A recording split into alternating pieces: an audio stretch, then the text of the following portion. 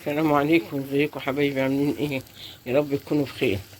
انا بسلق حوالي نص كيلو بطاطس ومعايا قرنبيط. حطيت البطاطس من شويه كده عشان البطاطس بتاخد سوا اكتر من القرنبيط، واحط بقى القرنبيط معاه يتسلق برضو. وهنعمل وصفه جميله تعجبكم، تعجب اولادكم. وصفه سهله كده اقتصاديه قبل رمضان.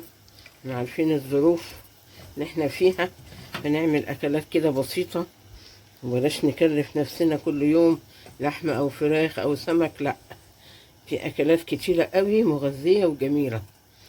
يعني هنسيبهم يتسلقوا وبعد كده نشوف هنعمل ايه. ادي القرنبيط اتسلق اهو، هنهرسه كده.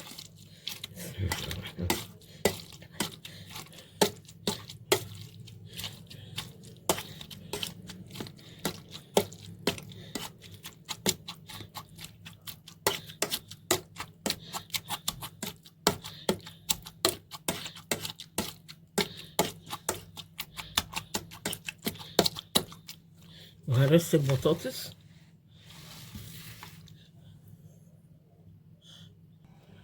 حطيت القرنبيط على البطاطس المهروسين، هبتدي املحها. بسم الله الرحمن الرحيم. احط كمون، قد قامت الصلاة قد قامت الصلاة. انا جبت بقى شوية دقيق على شوية نشا، معلقة نشا، حطيت عليهم معلقة كركم، ومعايا زيت عشان العجينة طرية ما تلزقش في ايدي. بدهن ايدي زيت واروح واخدة حتة من العجينة كده، يعملها مدورة يعملها طويلة، كفتة كده اهو، واحطها هنا واروح حاطة عليها بالمعلقة كده واقلبها في الدقيق كده واروح شايلها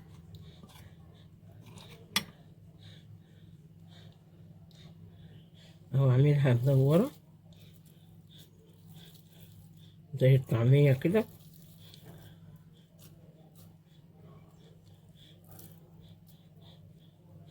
اهي. بص عملتها كده، دورتها في ايدي وسويتها واحطها برضه كده من المعلقة، اجيب عليها الدقيق كده عشان ما تتقطعش مني وايديا ما تتوسخش. اقلبها كده واحط برضه الدقيق عليها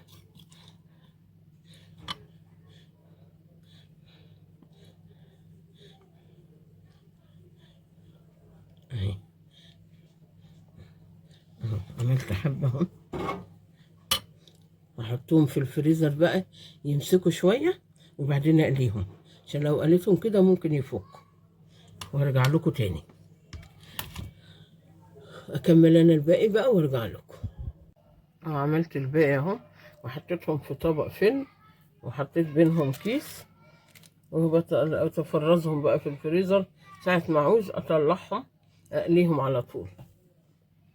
وجبة كده تنفع معاكي تفرزيها اهي. طلعته من الفريزر، الطبق اللي انا شلته في الفريزر، وسخنت الزيت وحطيتها.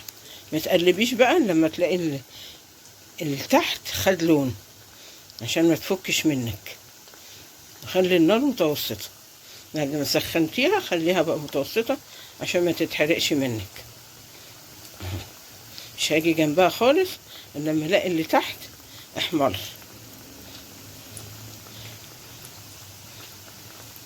الحاجات دي مهمة عشان الحاجة ما تبص منك وتفك في الطاسة.